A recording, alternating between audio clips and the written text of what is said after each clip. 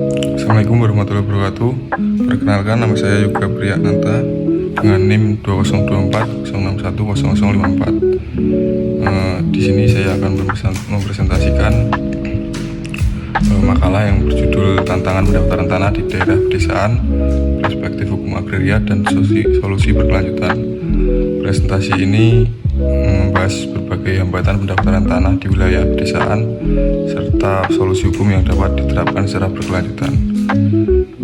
Latar belakang: tanah merupakan aset yang sangat penting bagi kehidupan masyarakat, baik dari sisi sosial, ekonomi maupun hukum. Namun dalam praktiknya pendaftaran tanah di daerah pedesaan masih menghadapi banyak kendala. Kondisi ini berdampak pada rendahnya kapasitas hukum serta meningkatnya potensi sengketa agraria.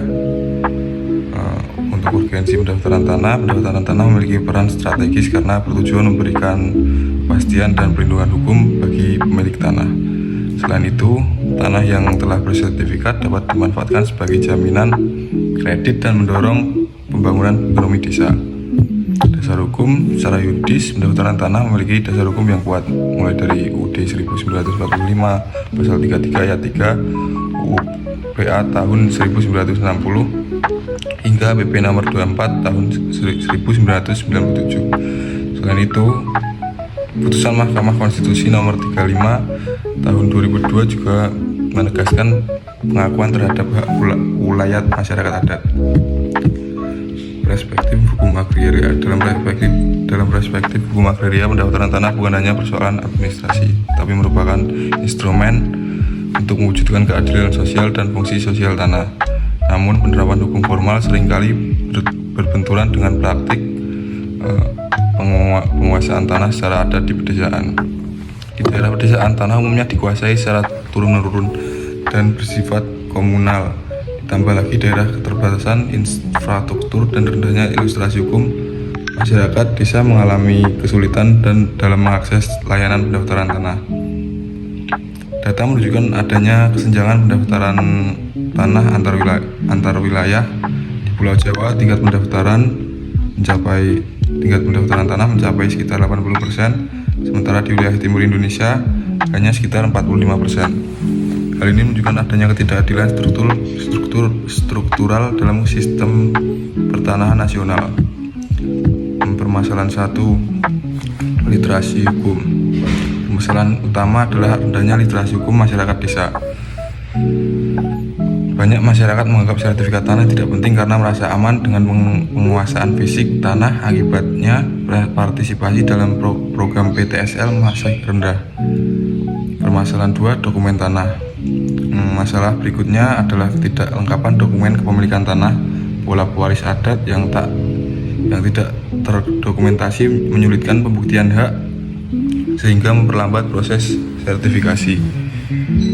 Permasalahan 3. Sengketa batas. Sengketa batas tanah sering terjadi akibat patok yang tidak jelas, perbedaan perspektif antar warga. Kondisi ini menghambat proses pengukuran dan berpotensi menimbulkan konflik berkepanjangan.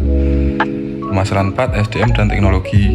Keterbatasan jumlah juru ukur serta penggunaan teknologi yang masih konvensional menjadi hambatan serius, terutama di wilayah pedesaan yang luas dan sulit dijangkau.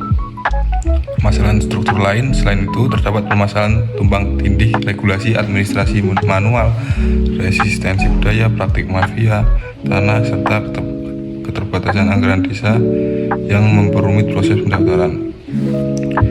Berdasarkan analisis, dapat disimpulkan bahwa permasalahan pendaftaran tanah di pedesaan Indonesia bersifat multidimensional. Oleh karena itu, penyelesaiannya tidak cukup hanya dengan pendekatan administratif, tapi memerlukan strategi yang menyeluruh.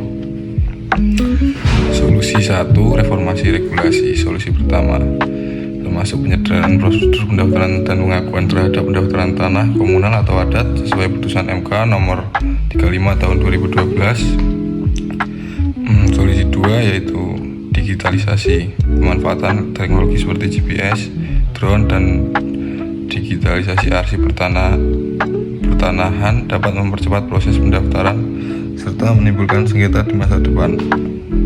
Solusi 3. Partisipasi masyarakat. pendekatan partisipatif sangat penting dengan melibatkan masyarakat adat, pemerintah desa, dan tokoh masyarakat. Edukasi hukum agraria menjadi kunci agar masyarakat memahami hak dan kewajibannya.